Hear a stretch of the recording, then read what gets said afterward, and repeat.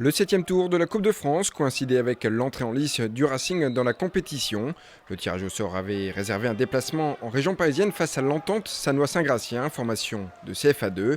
Les Lensois abordent cette rencontre avec sérieux et application et malgré une domination territoriale, ils ne parviennent pas à se procurer d'occasions franches.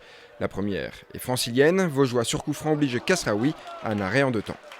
La deuxième également, bien servie dans la surface, Diawara en bout de course, manque le cadre. Le Racing va refroidir les ardeurs adverses 1 minute plus tard. Sur un long coup franc de Shaoki Ben Saada, Aledin Yaya se montre plus incisif et ouvre le score. Le défenseur tunisien se montre une nouvelle fois décisif de la tête. Les Artésiens semblent alors avoir fait le plus dur. L'objectif est alors d'assommer au plus vite l'adversaire. Sur une longue relance de Franck Dru, David Paulet emmène son ballon mais croise malheureusement trop sa frappe. Après la pause, les Sangliers manquent une nouvelle occasion de faire le break. Après une bonne récupération, Ludovic Ball provoque et centre en retrait.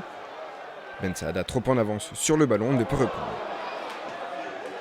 À la peine dans la construction et n'arrivant pas à hausser le rythme, le Racing parvient tout de même à se procurer des occasions. Après un joli numéro de Geoffrey Kondogbia côté gauche, Paulet perd son duel face au gardien adverse. L'attaquant artésien choisit le plat du pied, là où une frappe en force aurait peut-être été plus judicieuse.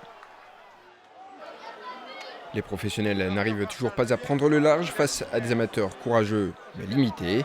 La frappe de Pascal Berenguer n'y changera rien.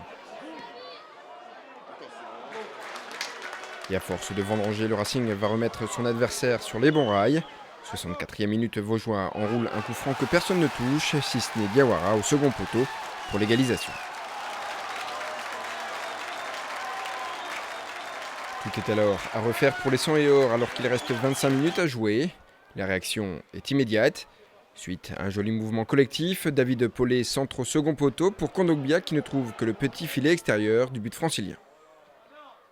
On approche de la fin du temps réglementaire et sur corner, Kedru pense éviter les prolongations de la tête, mais sa tentative est repoussée par Koné sur sa ligne.